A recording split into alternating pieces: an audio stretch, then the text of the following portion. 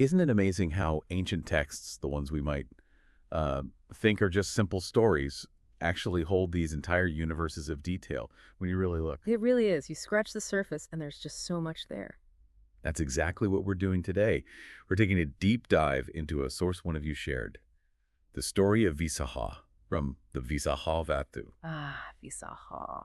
She's a fascinating figure. The text paints this picture of someone truly, well, formidable for her time. Yeah, not just a name. You Yeah. get a real sense of her life, right? Her incredible wealth, sure, which was staggering. Oh, absolutely staggering. But also her sharpness, her intellect, Mhm. and the influence she had. It was significant. Exactly. This isn't some dry record.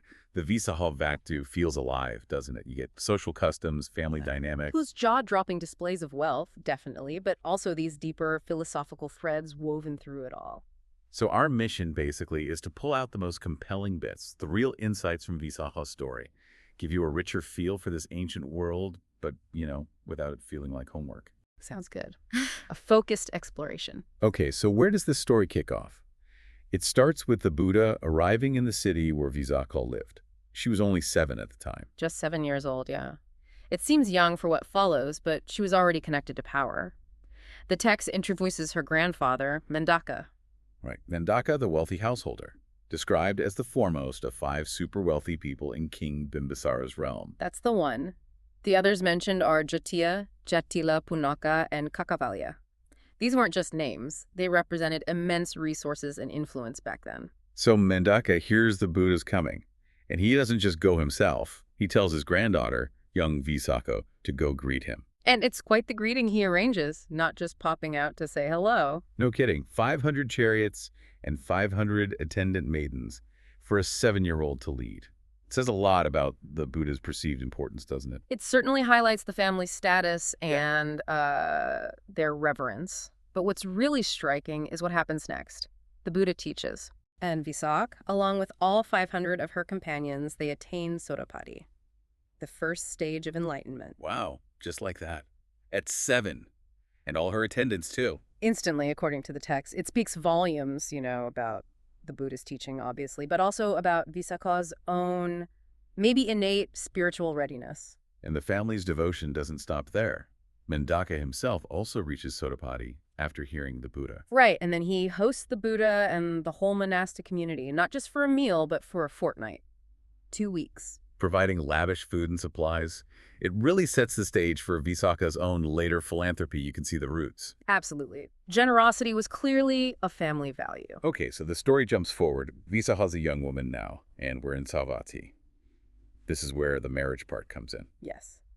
Punavatana Kumara, son of another wealthy merchant, Megara, is of marriageable age, and his parents have, well, very specific requirements for a bride. Ah, yes, the 5 beauties. It sounds almost like something out of a fairy tale. It does, doesn't it? Hair like a peacock's tail, eyes like a calf's, skin like burnished gold, a youthful look, and perfect teeth. Very visual criteria. Not just about family connections, then. So they send out Brahmins to find this paragon. Exactly. Learned men, tasked with this important job. They search everywhere, city after city, apparently with no luck initially. Until they reach Saketa during a festival. Yeah. And there's Visakha. But it's not just her looks, is it? There's that incident with the rain. Ah, yes, the rainstorm. It's a great little vignette. It starts pouring. Her 500 attendants rush for cover, getting soaked, looking flustered. But Visakha walks calmly, measured pace, also getting wet, but composed. Right. And the Brahmins watching initially think she's maybe lazy or doesn't care. They misinterpret her composure completely. But she has a reason, a very thoughtful one. When they ask her, she gives these analogies. Beautiful analogies. A king running looks undignified. An auspicious elephant loses its majesty if it rushes. A monk shouldn't hurry. And a woman running is seen as improper, almost masculine. It's a fascinating insight into the expected decorum. And it wasn't just appearances. She also points out the practical side. Running increases the risk of falling, of injury. Right. And she says, look, clothes and jewels can dry, but my body is more important. Protect the important thing first. Such wisdom. Remarkable maturity, really. The Brahmins are, quite rightly, astonished. So they check her teeth, the final item on the list. Yep, they check the teeth, find they match the description, and present her with a golden garland. signaling their approval. And only then do they reveal who they are and who the prospective groom is, Tunavardhana, son of Megara of Savatthi. Exactly. The match is made, essentially. So now her father, Dhananjaya, has to prepare the dowry. And the scale of this is just mind-boggling. It really is. The text lists it out. 500 carts of coins, 500 of gold vessels, 500 silver, 500 copper, 500 bronze. It keeps going.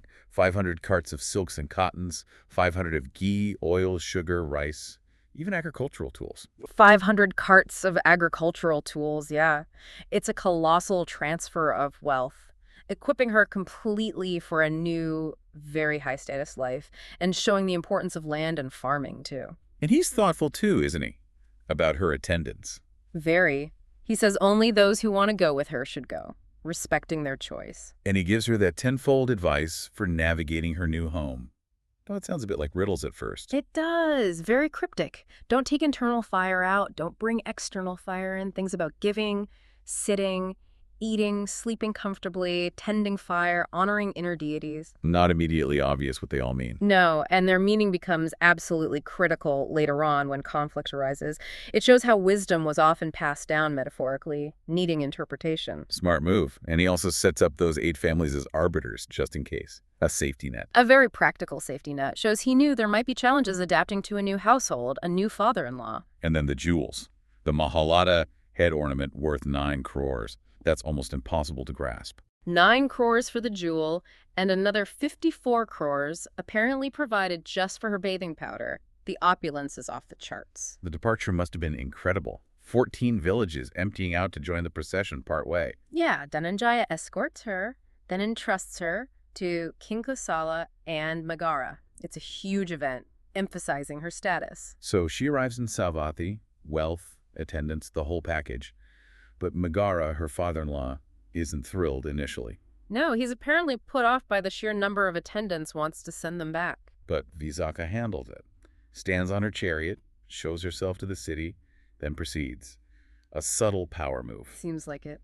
And the text says the citizens were impressed, thought her wealth suited her. She even shares gifts she received with local families, showing generosity right away. Okay, but the real friction comes from religious differences, doesn't it? The incident with the Aslakas, the naked ascetics. That's a key turning point.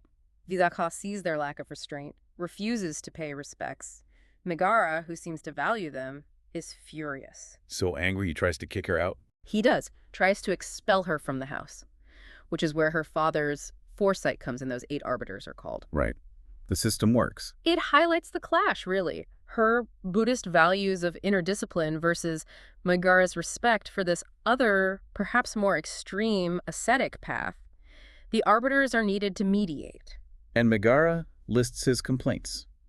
Giving food to Buddhist monks, which he didn't like. Putting out a lamp, attending a mare, giving birth, generally being disrespectful, in his view. But Visakha has answers for everything. She ties it all back to her father's advice. Exactly. It all comes down to interpreting those 10 cryptic instructions. Okay, so how does she explain them? Like, not taking internal fire out. She explains that means not gossiping about her in-laws' faults or family problems to people outside the household, keeping private matters private. Makes sense.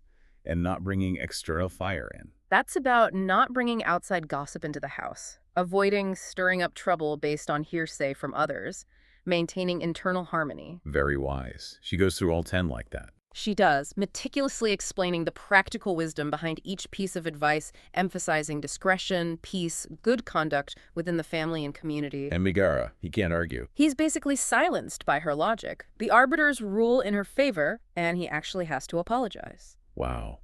That really shows her intelligence, her strength of character, her ability to handle tough situations. Definitely. A remarkable display of eloquence and adherence to principle. You'd think that would settle things, but it actually leads to something even bigger, right? Megara's conversion. That's the next major development. Despite this resolution, Megara is still influenced by the Asalakas and avoids the Buddha's teaching. But Visakha keeps gently encouraging him. She does, with patience. There's that dramatic scene where the Asalakas try to physically block him from hearing the Buddha by putting up a screen around him. Trying to shield him, but it doesn't work. No. The text says the Buddha's teaching is like shaking a great tree, showering nectar. It just bypasses physical barriers. Megara hears it, even outside the screen. And achieves Sotapati himself.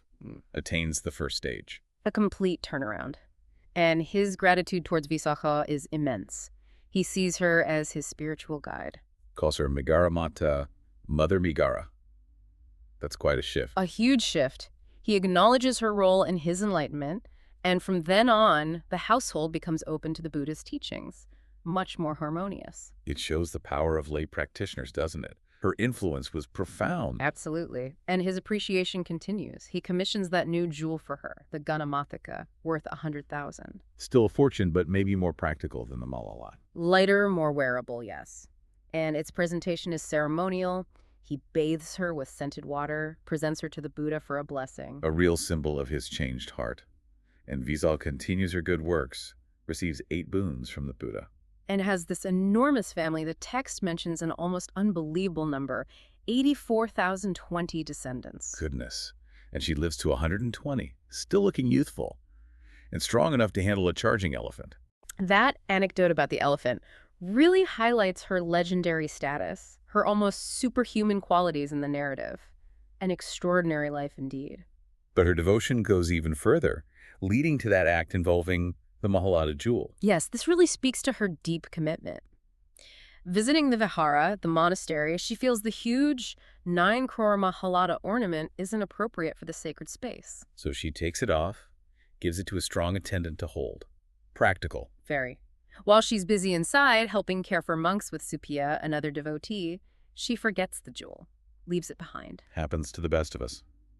Though maybe not with a 9 crore jewel. Quite. She tells her attendant to go back, but says, if Venerable Ananda has touched it or moved it, then consider it donated. Don't bring it back. Exactly. Ananda was known for tidying up lost items. Her thinking was, if he's handled it, it's already connected to the Sangha, it's effectively theirs. Such respect. So what happened? Did Ananda move it? The attendant finds it where she left it, but Ananda had noticed it, perhaps picked it up and put it back safely.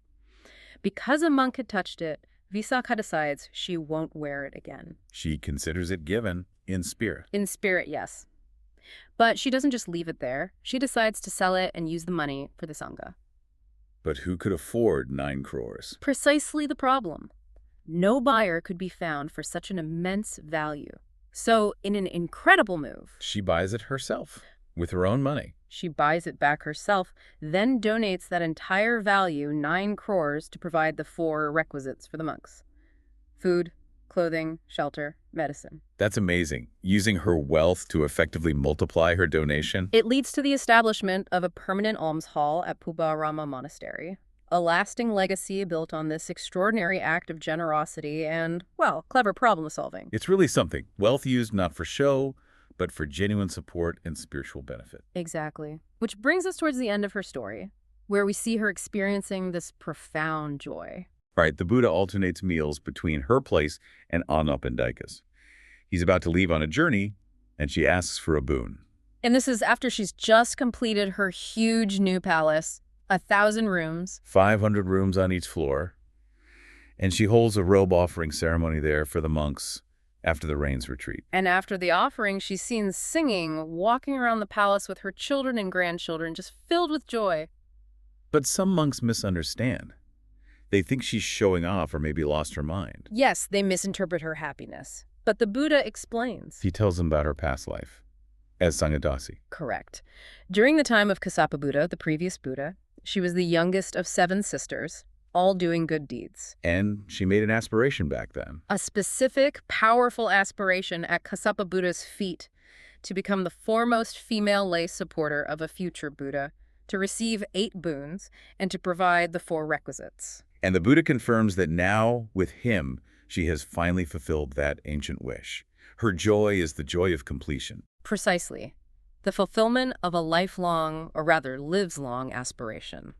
He uses that simile of the garland maker. Using many flowers for many garlands, showing her inclination for doing lots of different good deeds. And he gives that verse about the importance of doing much good in this life, and the result of this whole discourse. Many people in the audience attain enlightenment themselves. A powerful ending. A very powerful ending. So wrapping up this deep dive into the Visakha Vatthu, what Yeah. really stands out is, well, obviously the immense wealth, but more than that, her wisdom. wouldn't you say? Her wisdom, her eloquence, her sheer strength of character, and underpinning it all, that deep, unwavering devotion to the Buddha and the Sangha. It led to incredible generosity, even renunciation. It's quite the example. And the story itself gives us this vivid snapshot of ancient India, the society, religion, economy, marriage customs, the role of patrons. It makes the past feel very real. Those moments, like her explaining why she didn't run in the rain or interpreting that advice, they resonate. They really do. It shows that intelligence and navigating social complexities are pretty timeless challenges. Absolutely. So maybe a final thought for you listening. What does VM Ha's story tell us about what true wealth might actually mean? And maybe consider the impact one single, deeply committed person can have. Perhaps thinking about the power of intention, as the Buddha highlighted, stretching across lifetimes. It gives you pause, doesn't it? Definitely something to reflect on.